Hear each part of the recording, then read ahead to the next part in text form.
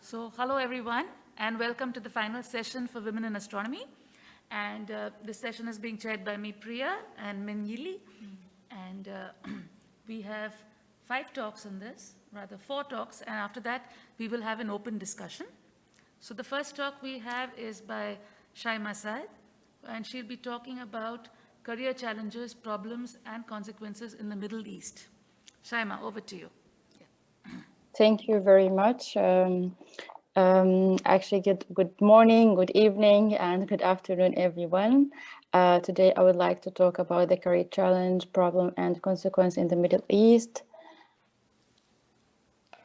Who I am Alshaimaa Saad. I'm working at Cairo University Faculty of Science as an assistant professor. In our group, we have 2 aims. The first one in science, to establish the first school in Egypt and Middle East, which will provide clear connections between the solar eruptions and geo-effective phenomena on the Earth. But also, we wanted to educate the student at school on the wonder of science. As you can see here at the outline, the first one will be about the women in higher education but we in only the see Middle your East. title slide. We only see your title slide. We can't see the outline slide. The title only? Yeah, just now we see only the title slide. Just 1 minute. Okay, I will stop. I'll make, okay. And now? Now we see your desktop. And now? Yes, now we see outline. Good. Yes, all fine. Okay. So at the beginning, I will go through the women in higher education in the Middle East. And then what about the academic positions and what the challenge that the women faces, and also how about empowering women. So as you can see in this figure, we can hear this is from the UNESCO 2020 about the women in the higher education. So you can see at the beginning that we have here around only 32% of the women, around 75, and we can see an increase in the number of the women in the Middle East and North Africa around 2002. Here, just from Algeria, we have around 44%. And also, we can see here in Bahrain, also we have also a higher percentage. On the Egypt also. And here also in Jordan, we have 28. So mainly you can see in the North Africa, we have a higher, like in Tunisia also we have 47%. So I can guess, you can see that we have a higher number of percent in the women in the higher education.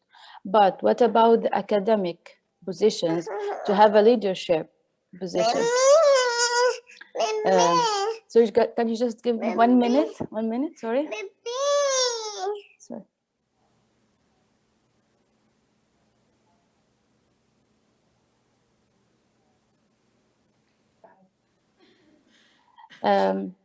Sorry. So in the higher education, according to this study, we can see that, I'm sorry, just we're still in the higher education, sorry. We can see that we have, this number was not only in the science, it's just in the higher education in the Middle East and North Africa. Around 72% was in the art, humanity, and education and nursing. But in the science field, in the STEM, it was about only 30%. So we can see that, like most of the women who would like to continue their higher education, go to like study in art, but not in science, like something science is difficult for us. In the academic position, this was about blue is for men and orange is for women. This is Morocco, Algeria, Lebanon, Tunisia, Sweden, Egypt. This is like we have a percentage, but still it's so low. according to the higher education. And here you can see that like in Libya, in Yemen, in Bahrain, in Kuwait, Qatar, Djibouti, we don't have, in the leader positions, we don't have a women.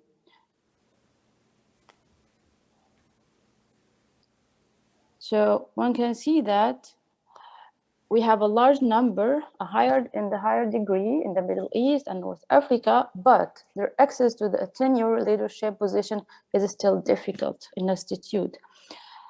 No women hold any leadership position in 9 Arabic countries, as you can see from the last study. And we can see also the number of the women decrease as we moved up in the career progression, because they have to lift their position or not to continue their research or study because of duties toward their families. And around 32% of female university leaders had to change their career path because they have to take care of their families. So what are the challenges that we are facing?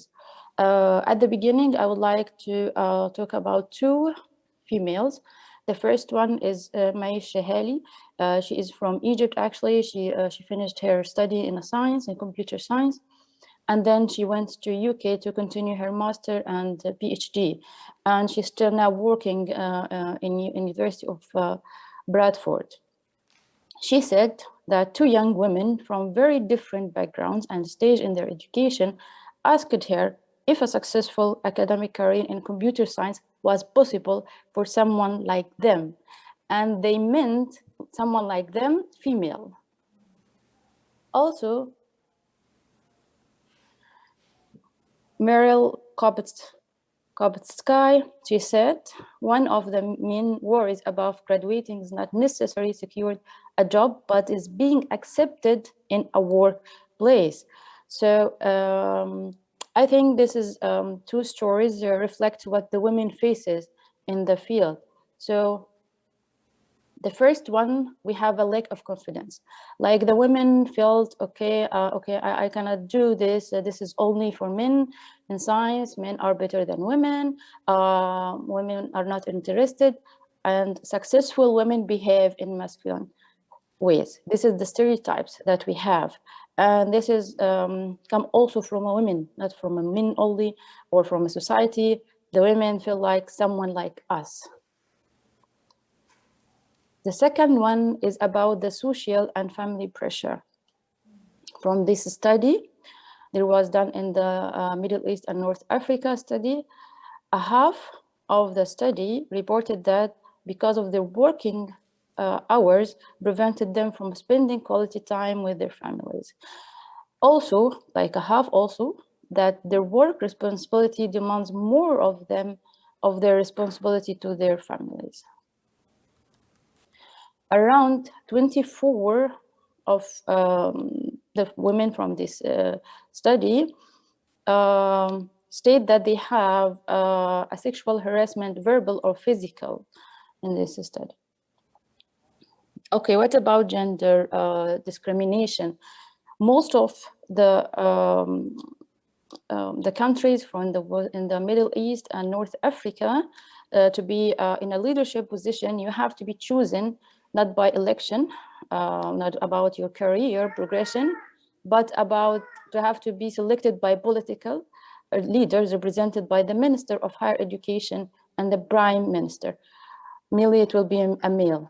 So you can imagine why they are not be chosen. Okay, how we could empowering women in our field. According to this study, the women require flexible working timing and also to be like a women-friendly management policy. So they can reduce the stress and they can work in such environment.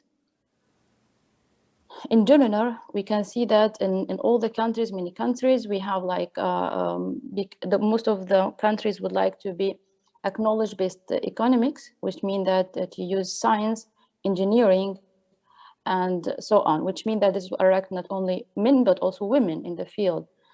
But to have like as Marilla, I think Meryl, her name, or May Shahali said, to have such environment, we need to have a women in the leadership positions.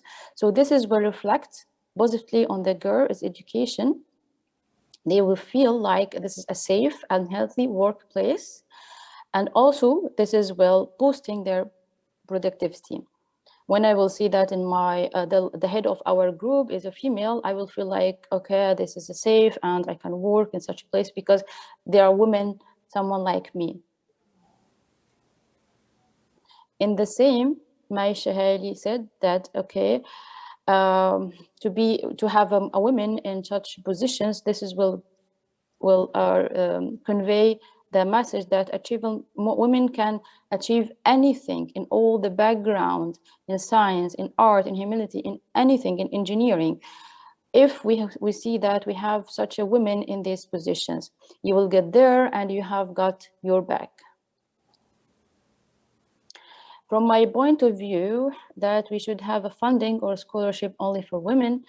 And I think this will encourage women, especially for women who left their study or career to take care of their family. And then she doesn't have such publication. And when we have to compare between a man, you will find that the publication of the man is higher than her. Maybe they are younger than her. So maybe she will not get a funding. But if scholarship or funding only for women, I think this is boosting the ability of them to apply and also to continue their study. For example, we have here Laurea UNESCO, and this is a scholarship only for women. And this was 14 Arab female in the Middle East who got the funding 2020. And I think this was very promising for all the females. Thank you.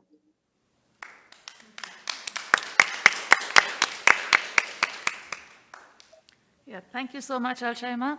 And questions? Do we have any questions from the room? Yeah, please. Hi, I'm Karin Menendez-Delmestre from Rio de Janeiro. In Brazil, we did, in the south part of the Brazil, there was a university that did a study also in harassment, and both sexual harassment and other kinds of harassments. And one very surprising, scary result was that less than 10% of the people who suffer harassment actually say something about it. So most of the cases go unnoticed. And I was wondering what the situation was from the studies that you have actually looked at, if you could comment on that. I think, as you said, this is kind of harassment, or actually the women to be in education in general depends on the place. In this study, you can see in the North Africa, we have the higher in academic position, in higher educations also. But if you go in some places, you would not find that the women have no leadership position. So I think in the cities, for example, that you'll find that the harassment will be very low. But for example, in the village, in places where we have the poverty, where we have a lack of confidence of the women, I think the percentage will be higher. In this study, there was not actually like a percentage about the locations. It was about from all of North Africa and Middle East. So I think it depends mainly on the city, the locations, and also the poverty, the level of education, and I think something like these aspects. And also the women to speak. This is important because I think in the cities, most of the women will speak if they face something like this. But in the women in the village, they will not speak. And you can imagine what will happen if you don't speak. Like this will increase the number of harassment. Like I met like a girl. She's 8 years old. And I didn't find her go to the school. So I asked her why she doesn't go to school. She said because her father won't wants to protect her. Protect. I don't understand what's the meaning of protect from education. What this mean? So, and she agree. And this is mean this girl will not go to school at all. But is there some place a student or a worker can actually go to for if you have a complaint? Does every organization have a cell where you can go and report it?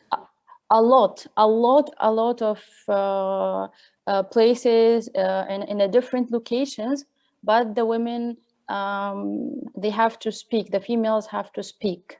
This is the only, I think, the first problem that we have, that they have to speak. But when they face something kind of harassment, they think that the problem is from me. So I'm feeling ashamed, so I will not speak. So this is increasing the number. But we have a lot of places, but they don't speak. Any more questions from the room? I'll check Slack.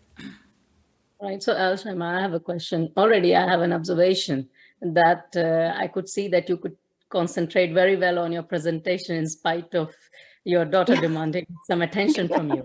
So that's really great. That's very important. Thank you very much. Shows the multitasking that women researchers have to do, even in all sorts of meetings or whatever is the situation in day-to-day lives. So that is remarkable. Very good for that. And second thing is, so you talk about these problems which are there between cities and villages, but it's not always true. Even in big cities, you have all sorts of horrifying problems which are existing at research institutes, universities. Universities are full of such problems, actually, and institutions as well. And it's also not about the level of education that people are having, because these are research institutions and organizations. And this is where you have people of very high academic level there working, and they are equally harassing women and younger faculty members. So yes, one has to speak, and this is the whole point. People have to come up and speak. So I just want to say that it's not always about city and village. It's not always about the level of education. It's all about gender imbalance at the workplace. And the one who dominates more, he or she thinks that's the way the whole system is going to work, the dominating gender.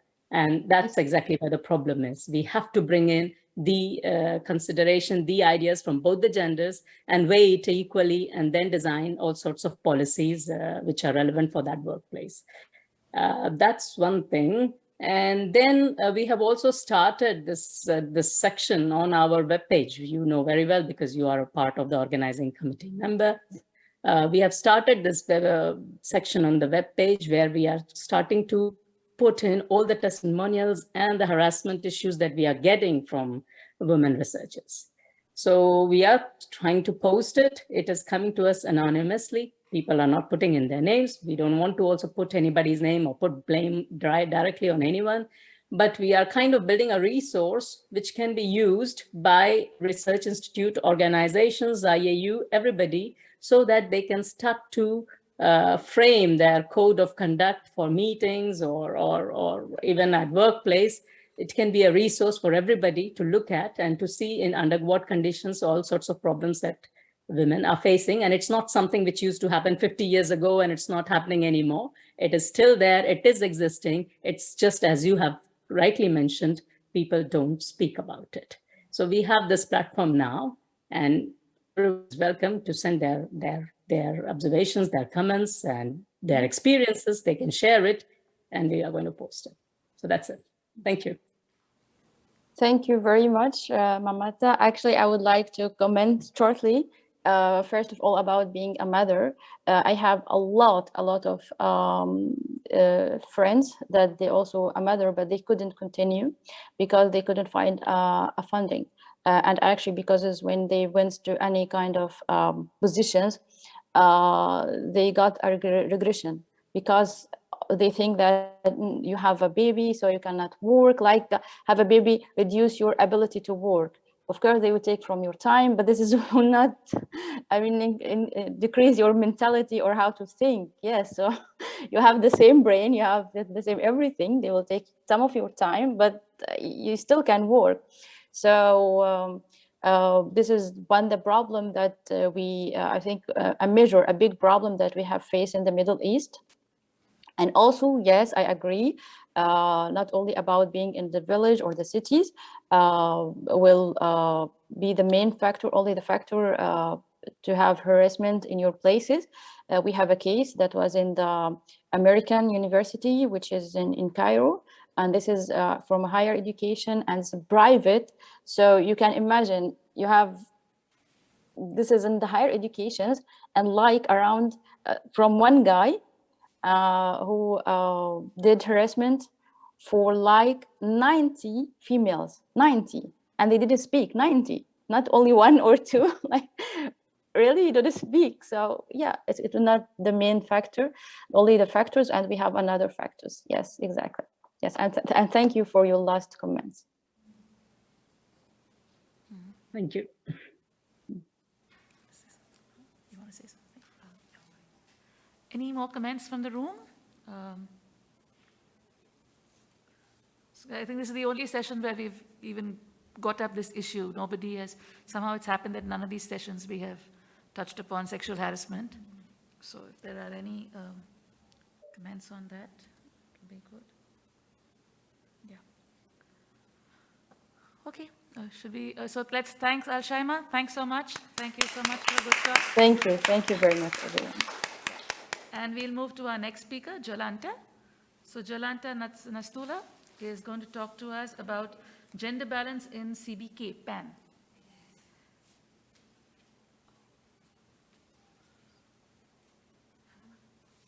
So, good evening. I would like just talk about gender balance in my institute. And because I'm new in this audience, so I will start from short information about the institute. It is not exactly astronomy. We are a scientific institute of the Polish Academy of Sciences, founded in 1977, and main fields of activity are space physics, planetary geodesy, remote sensing, space technology. And we have headquarters in Warsaw, but also departments around Poland, yes. And perhaps what is important, 220 employees, but scientists, about 60 persons, and engineers, specialists, about 80. And our mission is, of course, involved with space sciences. The activity of the Space Research Center is based on 4 pillars: research, application, education, but I mean PhD school, lectures, and promotion. We make application of satellite technology like Galileo, time transfer, laser satellite tracking station in Borowiec. We have also we have LOFAR observatory, Ionosondes, airplane and ground-based Fourier spectrometers. So there are PhD students, PhD studies in our institute in profiles like satellite geodesy and geodynamics, solar system exploration, interplanetary plasma and space weather, physics of solar system and its environment. And now, so let me start from explanation of this gender balance in my institute. I would like to explain that, yes, for the purpose of requirement, what is important, candidates are required to provide information and their academic title, academic and teaching achievement, list of publication, list of achievement. There is a special commission always for this problem. And the main principle in the requirement is to make decision based on qualifications. So, gender equality is one of fundamental values of the European Union, which also includes the scientific community. And my institute started to develop the gender equality plan from the diagnosis of the balance of women and men employed. Yes, so we have just started this, but of course it should be emphasized that CBK is multidisciplinary institute operating in three scientific disciplines: astronomy, earth and environmental sciences, as well automation, electronics and electrical engineering, and belonging to the STEAM group, in which women are strongly underrepresented in the world, as well as in Poland and in Europe. So let me start from the diagnosis. We made this last year. You might see number of men and women employed in CBK year by year. So, of course, in 2015, for example, women accounted for approximately 35% of the total numbers of employees. And in the end of 2020, for more than 37. So the number of women was growing marginally. But this share of women was higher than for entire European Union, which amount to 32.8% in 2018. Employment in scientific positions. So it is important. At the end of 2020, 37 people were employed in research positions, of which 12 were women. So you might see only 3 professors, 5 associate professors, 2 adjuncts, 2 assistants. So at the end of 2020, twice as many men as women were heads of organizational units. But there is one exception. It should be noted that distribution was different for the administrative and research department. In the administrative departments, 71 of management positions were filled by women. While research departments and laboratories were managed by men in 82%. So it is interesting. Project managers. In addition, according to data from November 2020, the center was carried out 97 projects, in which 31 were managed by women. Only 31 were managed by women. But this is interesting. Members of the directorate, so the director of the center was a woman, deputy director positions were filled by 2 women, and only 1 man. So again, it is administration, so we have more women there. So 3 directors of our institutes are women, and only 1 is man. Doctoral studies. So here situation is not so good. So we have two kinds of doctoral studies. Before it was just a PhD studium. Now we have a doctoral school, and before the situation was better. 4 women, 4 men, and now you might see only 2 women.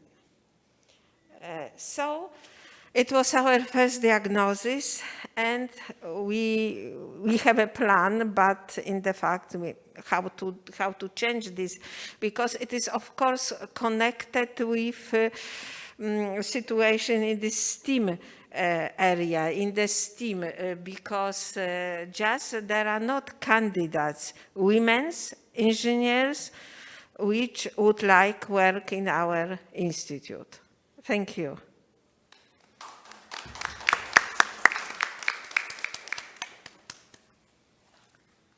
Thank you so much, Jolanta, for your wonderful talk, and questions from the audience.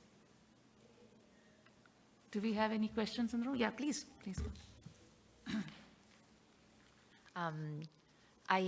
I was wondering, I was born and raised in Puerto Rico, so I spent part of my undergraduate years in Puerto Rico, but I'm a professor now for 10 years in Brazil. And many of they have been physics department, so I started studying in a physics department, now I'm in astronomy department. And I see that there's a little bit the situation that you presented with the directors, for instance, that there are 3 women and 2 men. And it's like, yay, women are majority. But it's very small number statistics driven. And in Brazil, for instance, in my institute, the last 10 years, they opened positions, like, I don't know, like 5 positions. I'm throwing numbers a little bit. And we just, we hired some women, but there were more men, and we lost a few women in the sense that one left, another one retired. So these fluctuations it's very difficult to do something statistically significant to make a real impact. And my question is the following, that perhaps is in this list of actions. Sometimes it's the government or the laws will allow to implement some action, like if you hire a woman, you can hire 2 women, but if you hire a man, you just hire 1 man. When I was a student in Puerto Rico, they had that. That's like forbidden by law in Brazil. You cannot do that.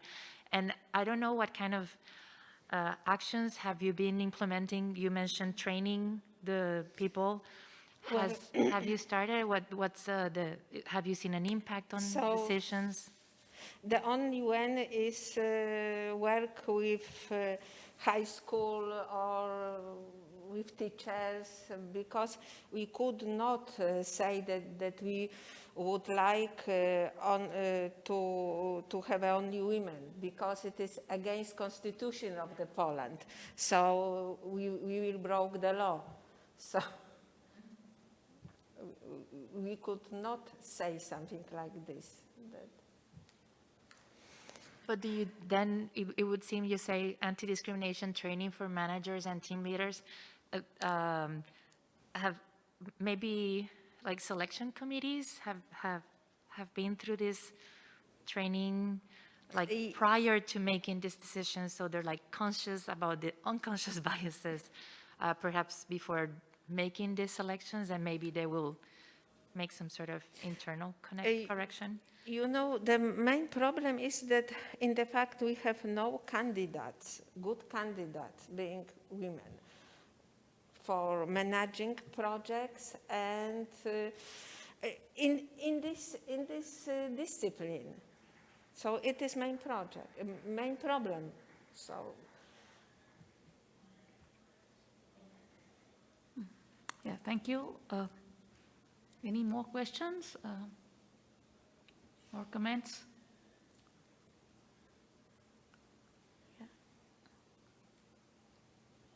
All right, so I just got a quick question. One of your plots, which is on slide number 15, it shows that doctoral studies at CBK, where you have PhD students, men and women at same number, whereas doctoral studies, you have 2 women and 13 men. Yes. So the question is, what is this difference? Is it the PhD study and doctoral study, is it 2 different domains? I'm sorry, Yes, no, the problem is that we change, that in Poland we have changed this kind of activity. before a few years ago, it was a kind of so different organization of this kind of activity, and we don't know what happened. This year we had only 2 women which wanted to study astronomy, physics. I mean, which wanted be PhD, to make PhD. Yes. So I don't. In the fact, I was surprised seeing these numbers. It is. Yes, exactly. Yeah. So I see at one point you're telling that there are not many good women candidates applying for position. Not applying. Not applying. Yeah, exactly. But if the number of women are also very less who are actually entering into PhD, then you won't also have many women candidates when applying for the positions, right? Because the input number itself is very small. There are just not applying. Why? Do you know the reason why they are not applying? It's difficult to explain this year. So no one woman was refused. They just not applying. Yes. So one of the problems that I've seen why women don't apply is in research institutes, when there is a certain position or any funding call which is announced, there are many colleagues and even senior colleagues who come up and say, oh, you know, it's very competitive and you will have difficulties to get the position. And that is in a way to discourage the women candidates to apply for either funding applications or for permanent positions, just because this is the magic word which is being used. It is highly competitive, and there is going to be, you will have to face tough competition and perhaps you will not have chances. So as a result, then those women candidates, they don't even take the pain of actually submitting their application. So one has to create awareness about this, because it's not the job of the institute colleagues to give advice to the candidates who should apply and who should not apply, because even they are applying and perhaps they are killing the morale of other women candidates to apply so that they have better chances, because less applications of people will go in for the job. And maybe there should be a clear announcement coming from the agency or from the institution head who is announcing these positions, that it is equal opportunity and everyone should apply. And perhaps there should be some kind of video with a person at the position who is telling this, instead of the colleagues trying to demoralize each other. So that's one of my observations. Yes, I agree, but it is in the fact under our duty, so. Yeah. Yeah. Any comments? Any thing? Can I? Yeah, please do. Maybe I have very ignorant question. I mean, but as far as I understand about the Polish culture, so Catholic is the main religion, right? Catholic is the religion of the country, right? Do you think if the religion plays any role in defining the woman's role? No, I don't think don't think so. so? Perhaps even may support women to make career, but.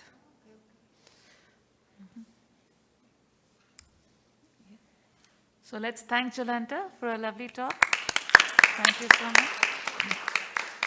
And we'll proceed to our next speaker, who's a remote speaker. This is on a case study of gender inclusiveness in the development in Africa with Radio Astronomy, DARA, the big data program, by Bonita de Swardt. Yeah, Bonita. Hello. Hi, Bonita. Bonita, we can't hear you. You need to unmute yourself. Yeah, she seems to be frozen. No? Oh. Bonita, can you hear us?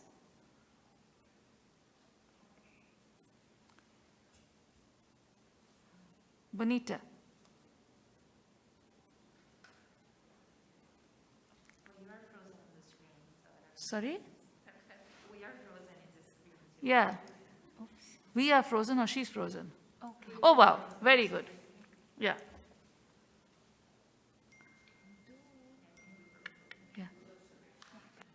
Are you able to see my slides? Yes, perfect. You can. All good.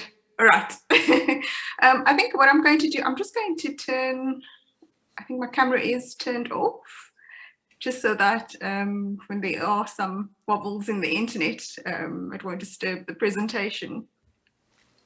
Right. So as I said before, I'm Bonita. I'm joining you from Cape Town today. And I'm part of the South African Radio Astronomy Observatory. And my background is astronomy. I'm currently not working as a researcher in astronomy. And what I found, what interests me more is more what we call the human capital component, or the training component of students. So my position within SARAO, as we called it, is to develop training programs. And this is training programs not just in astronomy or radio astronomy, but training programs that are strategically linked to radio astronomy, which includes things like data sciences, big data. And the case study that I will be presenting today will be around a project that we call the Development in Africa with Radio Astronomy, or shortened for DARA, Big Data Project. And this is linked to a report that was published last year, March 2021. And it's a Women in Data Science report, so it's not specifically linked to astronomy. However, the institutions or organizations that are responsible for implementing this program are mostly astronomy organizations such as SARAO. We also have one of the lead organizations at the Department of Astronomy at the University of Manchester. So this is just the link to the actual report, which I can share with anyone who is interested in the actual details of this report. So how does this link to astronomy? We need to look at what are the skills that are required for the fourth industrial revolution. And we know that there are ever increasing or larger telescopes being built all around the world. For the African perspective, we have the Square Kilometre Array, which will be the largest radio telescope, and it's shown at the bottom left in this image. And a component of the Square Kilometre Array, or SKA, will be built within South Africa and some of the Africa partner countries, together with Australia. And we seem to be moving into an age where the data capability is changing, and we need the training of our students to change with what these telescopes will be producing. So we can ask the question as to how do we use the big data challenge of the next generation of scientific facilities, the SKA just being one of these telescopes. And I've showed different types of telescopes at the bottom here, whether it's FAST or the LSST, to build capacity for these large data sets. And this is exactly what the DARA Big Data program aims to address, is how do we build the training programs or individuals for dealing with this large data capability that we see not just from these astronomy infrastructures, but there is a multidisciplinary aspect to this program. So it's applying the skills that we use in astronomy to different research domains. So there is a multidisciplinary aspect to this particular program as well.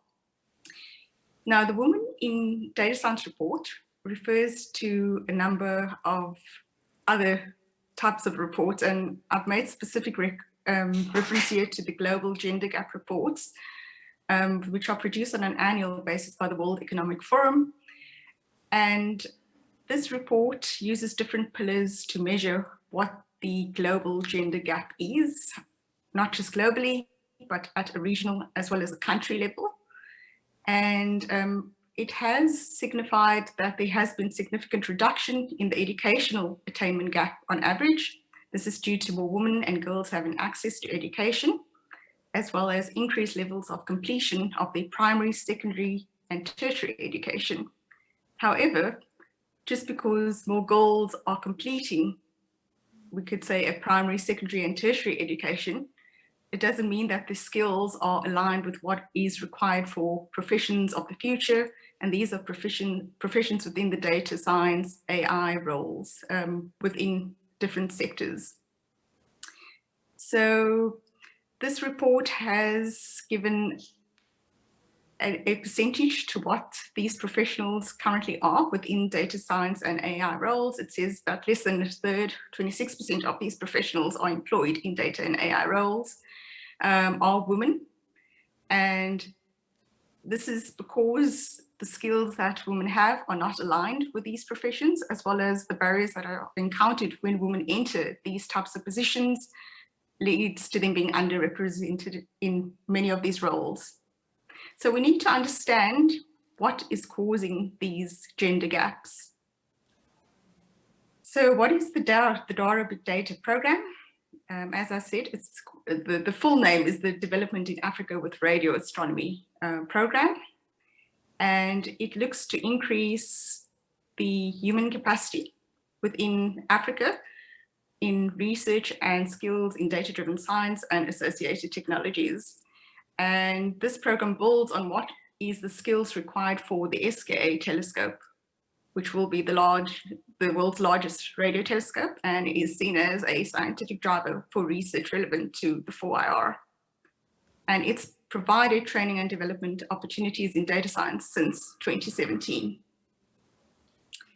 These are just the different partners forming part of the DARA Big Data Program. It's currently led by the University of Manchester, together with various different delivery partners within South Africa, Sarau being one.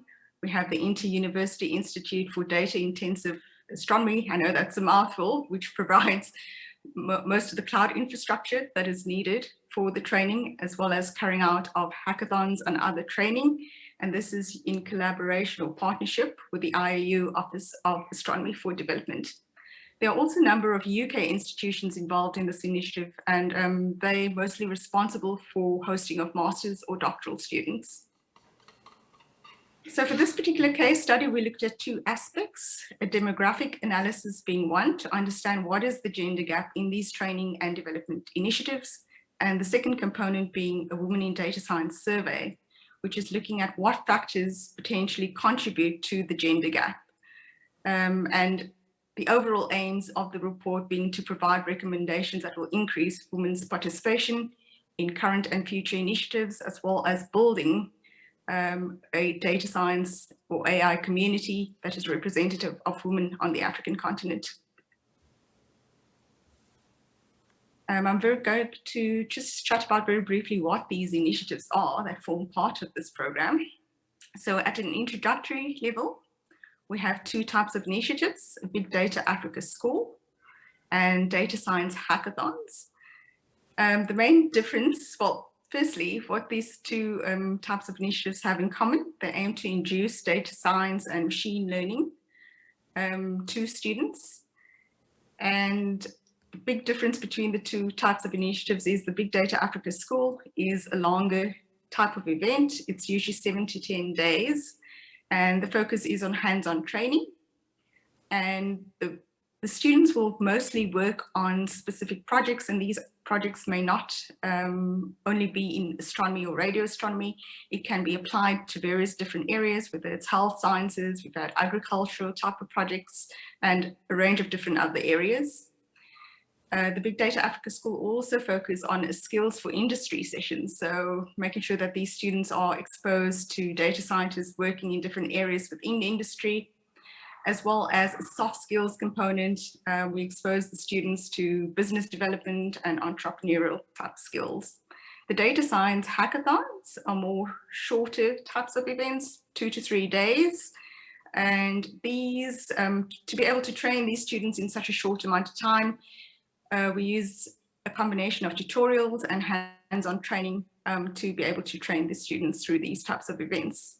At an intermediate or advanced level of training, we have the Africa Data Science Intensive Program, which is a training course, and this usually takes place over a couple of months. It's a part-time course, and the aim of this course is to expose participants to the latest algorithms and techniques in data science and industry trends, as well as network building. And this is to prepare these individuals to transition to a data science role, whether it is in industry, academia, or them starting up their own business. And then the other component of the DARA Big Data program is the award of scholarships. And these will be master's and doctoral opportunities. And these are for students from what we call the SKA Africa partner countries to undertake these types of degrees, mostly at a UK partnering institution. We do offer limited scholarships for them to study in South Africa as well. And again, this is not focused in data science within astronomy. We do have the scholarships apply to different areas in health and agriculture. This is just the timeline of the project. So we started out with the first big data school being run in 2017. Since then, 2 consecutive schools have been run in 2018 and 2019. And this slide also shows what the total participants were below each initiative, as well as the number of females that participated in each of those events, or how many females have taken up scholarship opportunities with DARA Big Data. We introduced the Data Science Intensive program in 2020, and this was the year of COVID, and it was run as an online course. And this seems to work very well because it allows participants more flexibility to participate in this particular course. And there's a number of different hackathons that have been run within the SKA Africa partner countries. So this slide summarizes the main findings from the demographic analysis. And I think many of these have been summarized in the talks that we've seen before as part of this working group. We see a low number of applications from females towards training and development initiatives. In most cases, the number of applications is less than 30% of the total number compared to male applications. And the low number is seen across all data science training initiatives, whether it's introductory or the intermediate or advanced levels of training.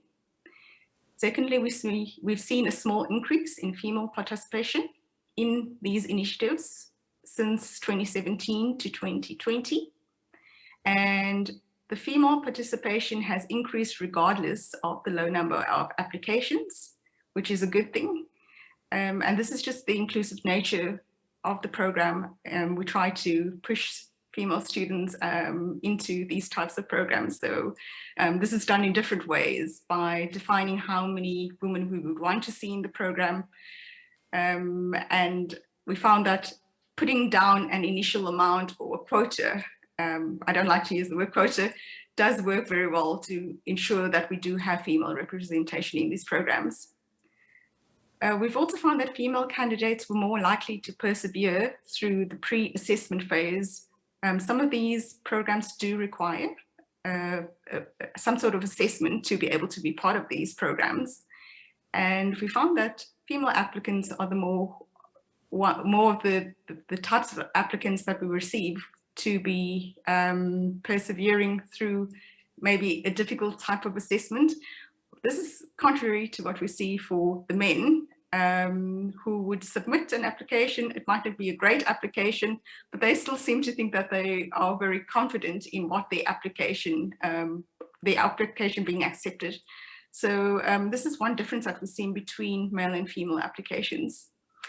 The fourth point is more applicable to an African context with higher number of female applications received for certain SKA Africa partner countries, and these are the more populous countries, Ghana, Kenya, South Africa. We had to decline a number of applications from these countries just to ensure that we represent more countries within this initiative. Now, the Women in Data Science survey, it was carried out using 2 different surveys. The first survey was carried out with females who have participated in previous events. So it's a smaller survey. And this survey was centered around 5 different stages, which is shown in this slide, which range from questions around the application phase, the awareness of the training or the scholarship opportunity, the experiences during the application process. Then we asked them some questions around pre-training. We do provide them background material or preparation material for an event. We wanted to know, does this contribute to them feeling more confident when taking up the training event? So questions were centered around that. Then we asked questions around the training activity. Do we provide sufficient female mentors during our training events? And then most of the remaining questions were around post-training and their professional development. Do we provide enough support following a particular event, and how we can build up a professional network with these women that have participated in previous events. The second survey was focused more around females who have applied for these initiatives and were unsuccessful. And their questions were mainly based around the application phase, as well as just some general questions of their experiences working in a STEM environment. This is the geographic representation of female participants who took part in the survey. Most of them were from South Africa and Kenya, but we have representation from most of what we call the SKA Africa partner countries, which is where our training is focused on, as well as from other African countries. You just have to let me know how much time I have. If that No, it's okay. It's okay. You can go on. You have it at the 5-10 minutes. Sorry, The earlier speaker stopped a little earlier, so you have like 9 minutes more. Okay, all right, okay. So with these surveys, the survey one, which was carried out with participants in these events, this just gives you an idea of who these women were. So these were young women between the ages of 20 to 30, most of them having a bachelor's degree or master's degree. And at the time of taking the survey, many of them were studying full-time or they were employed. And many of the candidates were astronomy or astrophysics students, followed by computer science students.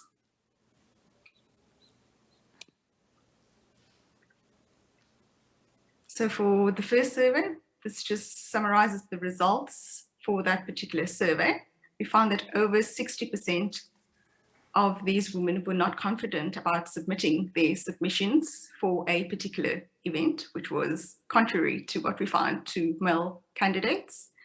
For those female participants that were unsuccessful in their applications, a majority of them indicated that no particular individual encouraged them to apply for a DARA Big Data training initiative. So the question around that was, to what degree does a teacher, a lecturer providing encouragement actually affect an application by a participant? For pre-training support, 60% of the female participants felt unprepared for an event, and this is regardless of providing them background material for preparation of the event. Those who did use the background material, they felt that this material did help them to increase their confidence levels during the actual event with the technical aspects of the particular training event. So we need to think about, well, how do we prepare these students by providing material that they will use before an actual training event. During the training event, there was a lot of mention of mentorship, and this could be done through peer-to-peer mentorship, female-led group teams, and considering that these types of events, we do expect participants to work in teams. And we found that female-led groups and teams do very well in these types of events. And I think that's just due to the support that they receive from their peers. Many of the responses emphasized the role of soft skills development.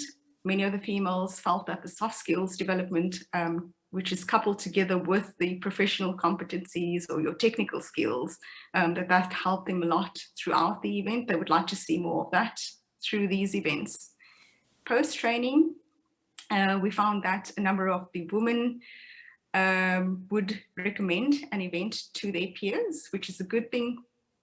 We would also like to see many of these women forming part of an alumni network, forming part of whether they are mentors or role models for future events. And they would also like to see more women types of events, whether this is women in data science for this particular training initiative. That is what the feedback that we have received from them. The second survey, it's a very similar demographic. Again, it's women between the ages between 20 and 30, most of them having a bachelor's degree or master's degree. At the time of taking this survey, many of them were studying full-time, but there were also a large fraction of women who were employed full-time. A number of women also unemployed, looking for work at the time of the survey. And with this particular survey, it was a combination of astronomy, astrophysics students, as well as students studying computer science, engineering, mathematics, and applied mathematics. And this slide just gives you an idea of what these women indicated as the main factors that influences them to participate in a STEM career. And these were two main factors, which is firstly a belief in their personal capability to undertake a STEM subject at both school and university level, with 55% of the survey participants indicating that. And the second component being the encouragement that they receive from a role model, which is, it could be a teacher, it could be a family member, it could be a friend. And then one of the main results for this particular survey was also we were able to identify the main factors that inhibit female participation in these types of events. And these were summarized into 4 things: self-doubt and gender stereotypes. We see in the self-doubt when they apply for particular events. And this self-doubt seems to manifest throughout their STEM careers when they are studying. There's also cultural perspectives of gender stereotypes, and we see this in different regions across Africa. They can manifest in different ways. So this is one thing that they pointed out through the survey, what stops them from applying for these types of initiatives. In terms of mentorship, this was mentioned throughout the survey, is that they would like to see female mentorships, more female mentorships and role models in STEM. And this will influence whether they continue with these careers. Financial support and availability of training resources. They would like to see more financial support for women, and online training resources. That plays a big role in the African context, as well as teacher and family support. They believe that teachers should be the ones being or acting as the facilitators of them being able to continue with a STEM career. So what forms of encouragement do they receive from a teacher and family support? So I'm just going to end off with the recommendations from this report. And as I said before, if anyone's interested in the actual report, I can provide the link to the report, which is a more detailed report. And there were 7 recommendations that were made. And again, I think these were aspects that were emphasized throughout this particular conference. So it's not, many of these things are not very new. So firstly, increasing the application numbers for females towards data science training and development training programs. We need to see more how we can increase the number of females applying for these particular events. And interventions that were suggested was how we can develop a broader network to advertise these types of events using existing networks on the African continent, accepting recommendations or nominations from females to participate in events from universities or lecturers. This is something that we could look at as well. And as I said before, we could set targets on the overall male-female percentages for these training initiatives. Providing female mentorship or role models throughout the training event is very important. This can be done through peer-to-peer mentoring by pairing up females with a mentor during the particular training event. Building women-led majority teams. We have tried this at our events, and this has worked very well. We found that women teams or pairing up women, they do very well within this particular setting when working in groups. And then showcasing women professionals at training events, which we also try to do at all of these types of DARA Big Data events. Another recommendation is the establishment of women in data science networks with alumni. A lot of the females who have participated in previous events said that they would love to be part of an alumni network. They would like to take on roles of mentors. So how can we use individuals who have been part of these programs to develop the next generation of women? And I think that's quite important if you are looking at developing such a program. The establishment and promotion of women in data science, AI events in Africa. We've run all-female hackathons. This year, we also ran our first Women in Data Science event, which was very successful as well. And the feedback that we've got is that women, specifically in the African context, would like to see more female-led events. Targeted opportunities, and I think this is, again, something that has been mentioned quite often, increasing scholarship opportunities for women to undertake postgraduate degrees, but again, not just increasing the number of opportunities, but making sure that the areas of research that they do address global and regional challenges, and this is to, again, focusing more on a data science perspective. So making sure that there are opportunities for these women is very important.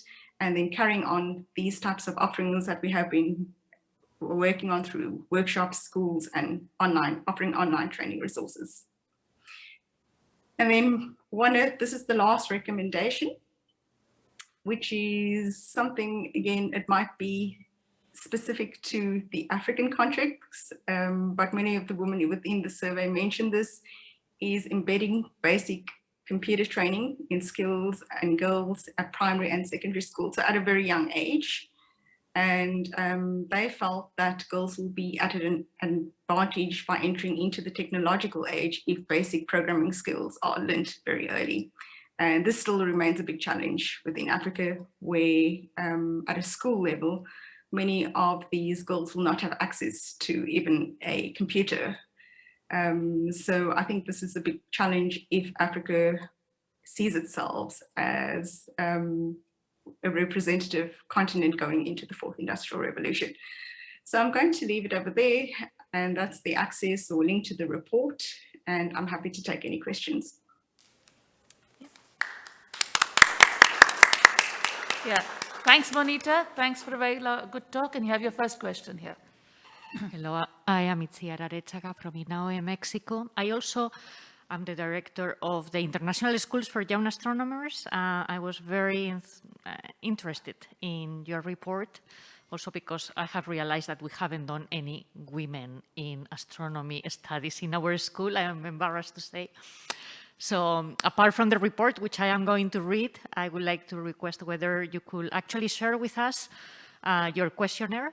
And there are a couple of questions. One is whether you target only women to do this questionnaire, or whether you also have the data as a comparison sample for men. And if so, how does it compare this confidence to apply for a school? Because it might be prevalent for both men and women coming from developing countries. So I am interested to know what is the comparison sample. Okay, so the sample for the survey, it was carried out with women. We didn't carry out the survey with men. Where the male comparison does come in is through an application to a specific event. We would ask them questions when they apply for a specific event that would tell us how confident they would be about their application. So that particular comparison just comes from what we see when they apply for a particular event, how it compares to a female's application towards a particular event. But the actual survey was just carried out with women, and I'm happy to share what that form is, and you can send me an email, and I'm happy to share what those questions look like. Thanks. Any more questions, comments in the room? Yeah, please come. Please come ahead. Hello, I'm Nicolas from Ecuador, and I was wondering if you think in the academic level, maybe in graduate programs, there is the female role model plays an important role in when the students, especially females, wants to choose an advisor. let me just see if I understand the question. The role model, when she chooses the advisor, are you asking around? Yeah, in graduate level, for example, there is more PhD candidates that work with male professors, women professors, something like that. There is a role model. It plays an important role in deciding the research, or mainly is the research interest who drives the choose of an advisor. Okay, all right. Yeah, because I think with the Women in Data Science report, we didn't quite look at those aspects, because if you look at our sample, it's more of a younger female sample. So it's more of these women would be more women who would have just finished the bachelor's degree. But I can draw on my experiences with working with postgraduates students, and I can tell you from my perspective and from my experiences, I've gone with not with what the project is, but who the person is that I would be working with. And I've worked with good women supervisors, and I've chosen to work with them before I chose the actual project. So I've been drawn to more who the personality is rather than the research project, and that's how I've made my choices before. And I think I've seen that in a number of women where they would choose a supervisor before a particular project. So that is quite common that I have seen that. And I found that the women that I have been working with were role models within my perspective. And they are the ones that allowed me to continue. I've been working with women supervisors since my master's. They allowed me, or served as those individuals that I looked up to continue with my profession. So I think it's a combination of both aspects. But certainly a woman supervisor does play a role in females taking up a particular degree, I would think. Mm-hmm. Yeah, thank you. I would just like to add to that. Well, so there are two examples. So one is in our university in Lyon, in France. We have undergraduates, thousands of them joining in the first year at the graduate level. And they come from all over the country as well as the world who want to study in France. And when they go to the second year of their bachelor's, somehow the percentage of students goes down from 1,000 to just 200 or 300. So many of them, they don't manage to pass their first year. And so we had to start a kind of a training or a kind of a follow-up session for students in the first year to help them to pass their first year of graduation so that they can continue their education in the second year. And it was found that many of the students who were in mathematics, physics, and who had difficulties, many girls, they didn't prefer to go with these training professors who were appointed, the ones who were men, because the training was given face-to-face. It was after the lectures. It was still at the university premises, but they didn't want it to be in a classroom with a professor and not other students around. So they preferred to go with female professors rather than male professors. So this is the situation of women candidates. That's one thing at university level, graduate students, because they don't feel safe, because universities are having serious problems. And thankfully, since 2019, in France, the government came up with a rule where they said, oh, okay, now we have to talk about harassment issues which are happening in the university openly, and we have to have some cells to protect students from such kind of harassment and problems that they are facing. So now the students are also aware about such situations. So that's one good point. The second thing is, in my own career, I have seen very intelligent male professors. Obviously, the field is dominated by male, then female professors. And there have been some intelligent professors who are well known in the world, but they have problems. They are not, they are having all sorts of problems, harassment to female students. And so female student and even male student hesitate. Female student don't want to work with them, even if they are well known and even if they are very intelligent and very good in their work. And male students are also not interested in associating themselves with these professors. So this is exactly where role model and where not only your project and your science case matters, but also what you are as a professor and how can you guide the student and how can you help the student in training during their thesis. So those are the 2 points. Yeah, thanks a lot, Mamta.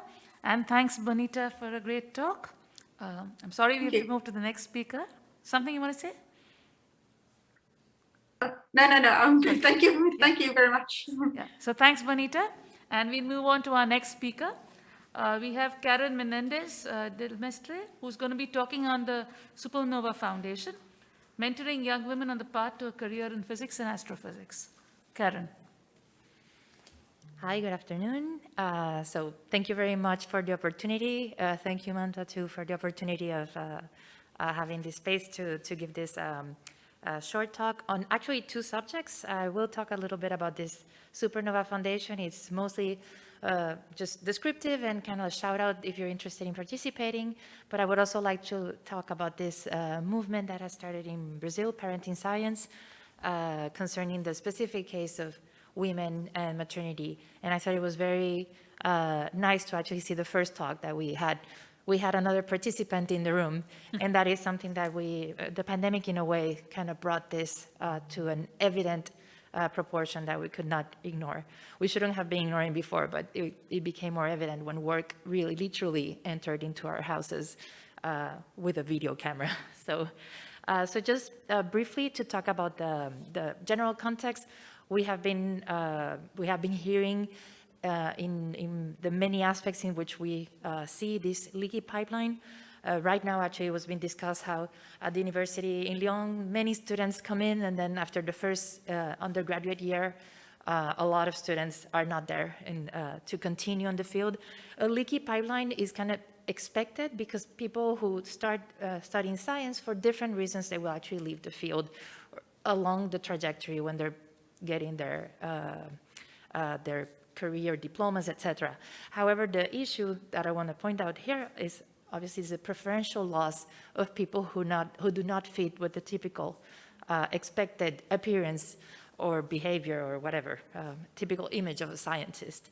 And the leaky pipeline, I mean, there's this really nice plot that just actually in Portuguese, it's called the Caesar effect, because this actually looks like a Caesar. So you have at each stage in which the person is going through the trajectory of forming themselves as scientists, you have a decrease in the proportion of women who are present. This is something that I know most of you are actually aware of.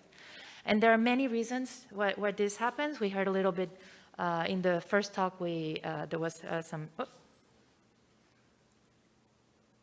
I think the pointers are working. Anyway, so there's a sexual harassment. There are many, many differences, different reasons why this may actually be happening. And one of the most affected groups, and many studies have shown this, that this is women.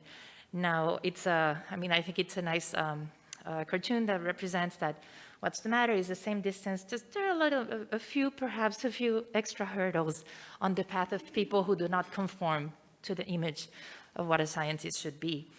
Mentoring is one of the actions that has been taken to mitigate a little bit these effects. We heard very different examples, especially from Bonita's talk just now. And this is a study that from Denehi and Dasgupta in 2017. This was a study targeted to undergraduate women in engineer. They were mentored for 1 year. Then there was nothing happening, and then the third year, the evaluation took place. And basically what they find is that when women are mentored specifically by another woman, this increases the chances of this person maintain that interest in staying in the field. And I do not have can I point here? I don't know how to. Is there a way that I can point to this? No? That remote has a pointer at the top, I think. It has a pointer. Yeah, it doesn't seem to work. Anyway, so the top curve shows the case for women who have had a female mentor. The second gray,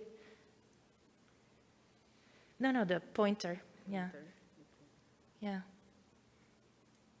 That's okay. seconds count for this, so I know I have a short time. So basically what this shows is that there was a control group, women who did not receive any mentoring. This is the, you see the sharpest drop. Those women who had male mentors are in the sort of in-between curve. And then this is just to show that having a female mentor seemed to have an important impact. So the origin story of the Supernova Foundation really started with a smaller program, a directed part of the JEDI programs, if some of you actually know, in Mauritius, the Mauritian mentoring program. And it was led, I mean, there's to the right-hand side of this picture, there's Michelle Lochner, who's actually still the coordinator of the Supernova Foundation. And it was in 2017 that this actually grew into a bigger program with the intent of putting together a mentee, mentor, both women, but and this is originally was more directed to women. This is actually migrating to include gender minorities, a wider sort of trying to attack this issue of the leaky pipeline for a wider range of the population that is excluded from these spaces.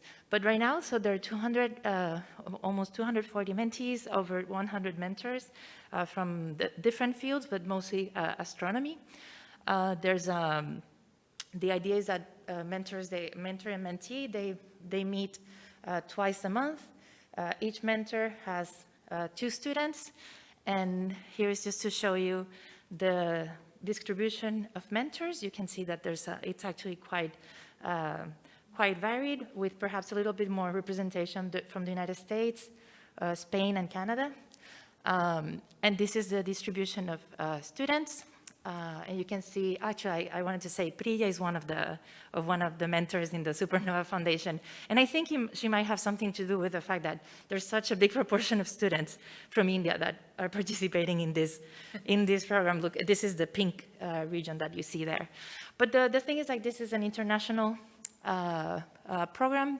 This is the leadership team. There's a number of people that are dedicated to do the social media, Twitter, Instagram, and just try to maintain the work going.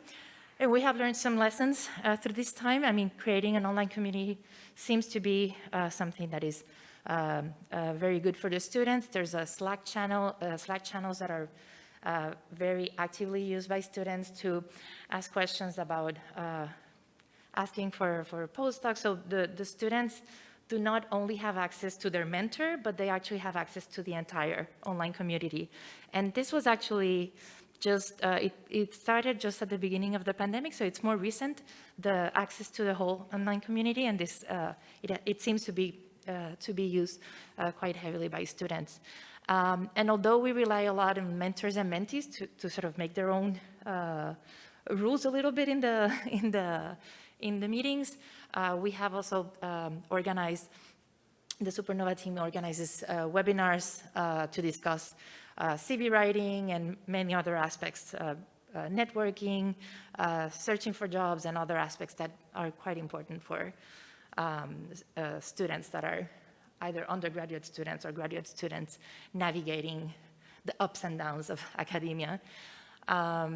So I just very quickly put in the contacts here, but I will post them, I will put them again in my final slide. Now I wanted to take a moment and talk about this other part of the talk that is talking about the leaky pipeline, but now a focus more on mothers.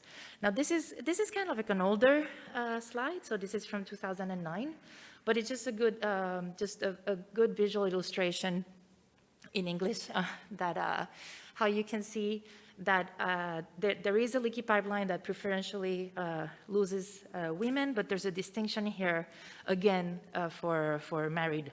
Well, they said it for married, but let's ignore that part for the moment. It's just mothers. And the main thing to contextualize what's happening here is that there's a lot of social expectations on who takes care not only of children, but who takes care of family, who takes care of the house. And these are dynamics that do not then represent the same, if you will, burdens in the life of all people in academia.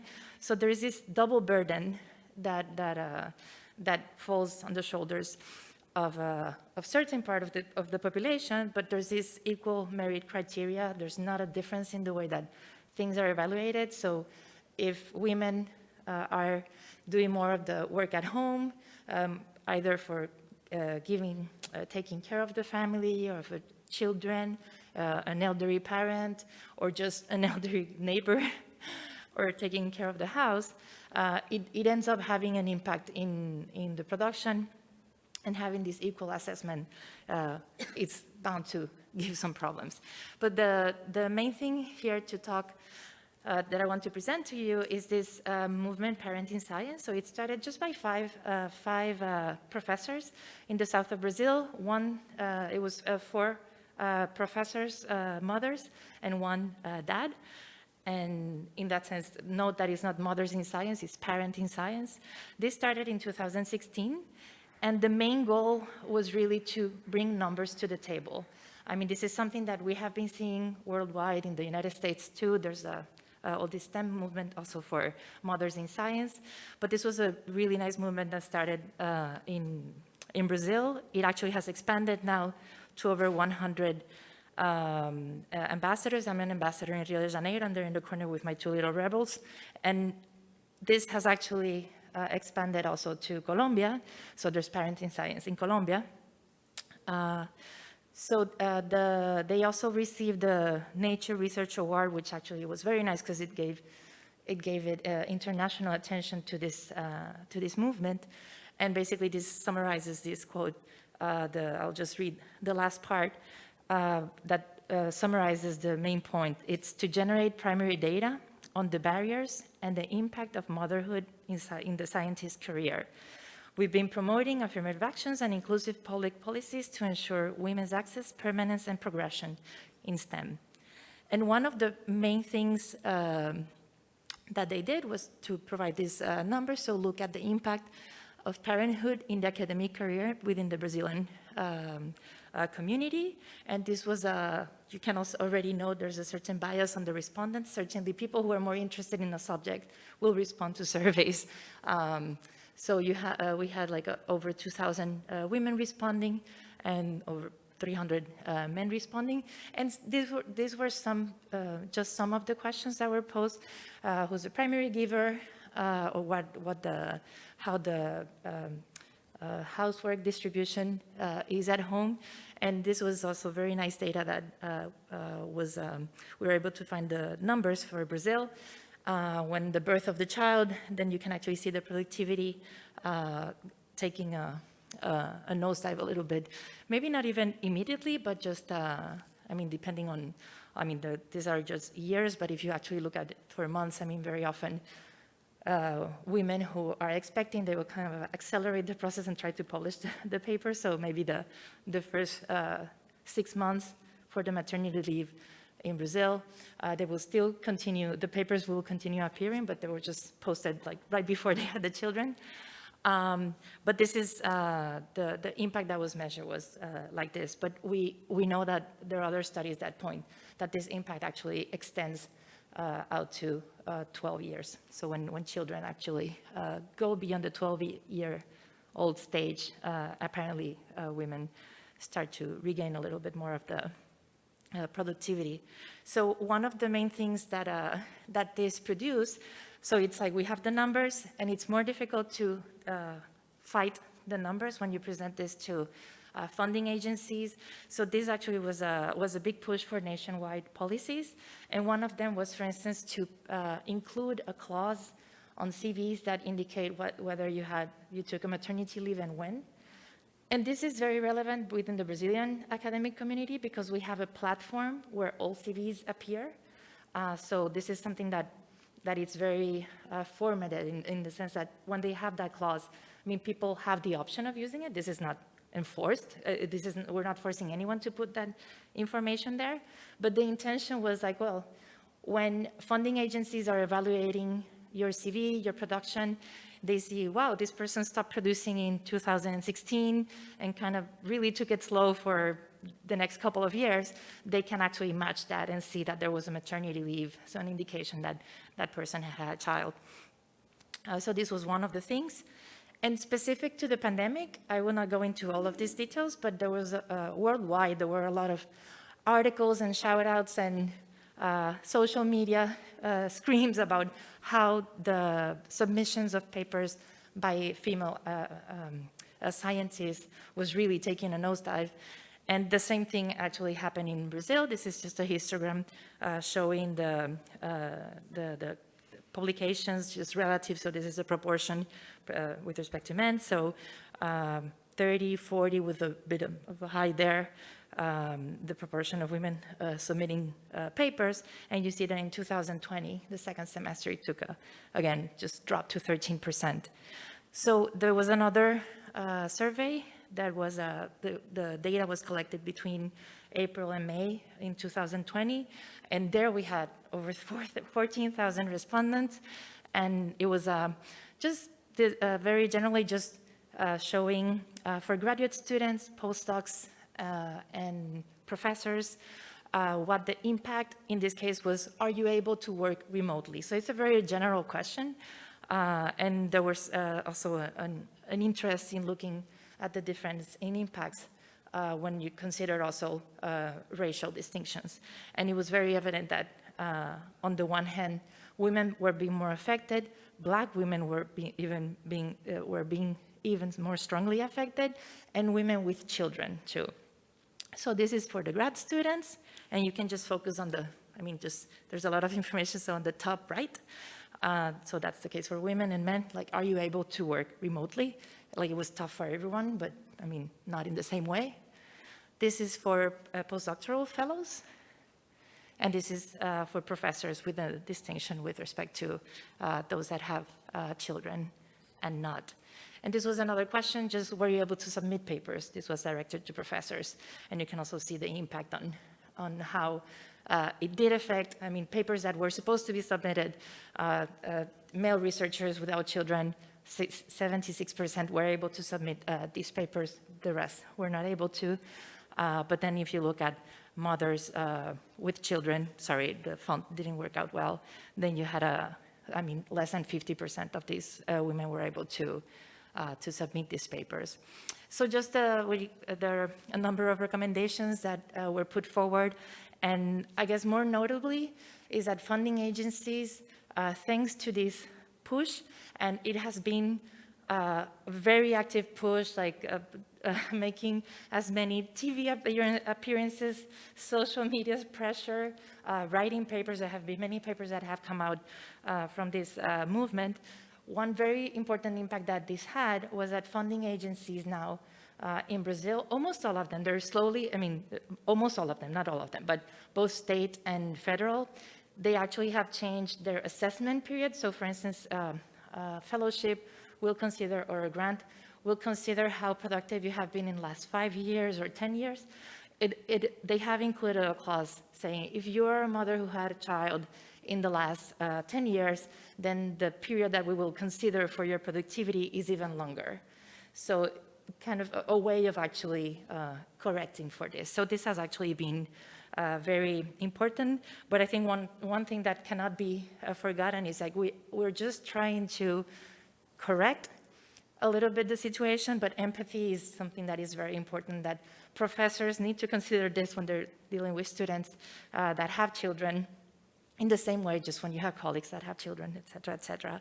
And now I will leave you then with both the contacts for the Supernova Foundation and the Parenting Science Movement. So it's an invitation to join the Supernova Foundation either as a mentor or as a mentee, and you can also ask Priya about as many details about that as possible. And the Parenting Science Movement, you can follow up all the information and exciting changes. So thank you very much.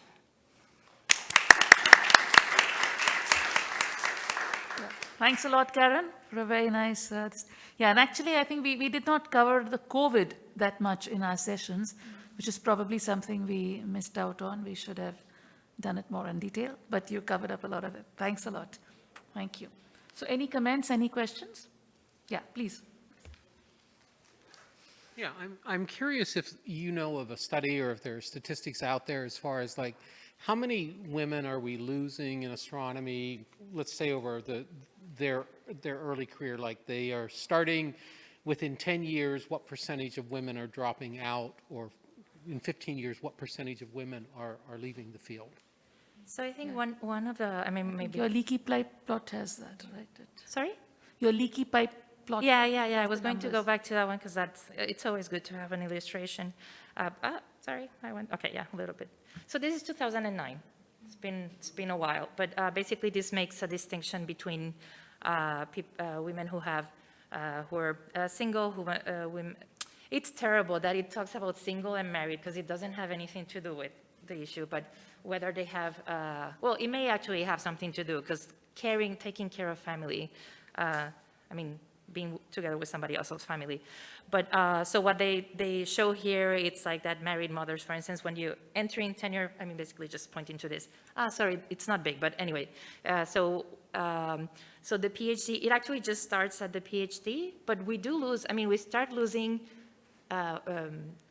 young girls at a very early age. So I think there are studies that when they're like 5, picture a scientist and they'll actually just draw a scientist. You can see equal men and women in their drawings, but already when you start elementary school, so already when they're a bit older, they just start drawing men. So if you will, you could say that we were losing that talent very, very early on.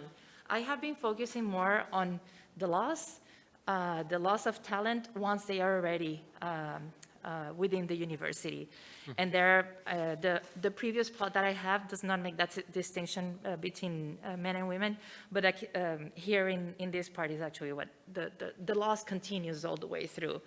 And in this case, a specific case of women with children, there's an incredible loss, especially during the postdoc season. I mean, that moment, it's a fragile, vulnerable moment for families in general. So many times there will be the situation that either because of a two-body problem within astronomy or just two professionals trying to find jobs, then very often we'll lose very many women, and even more if they're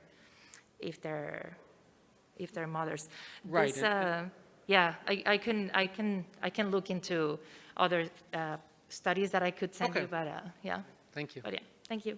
Thank you. Yeah, please. It's there.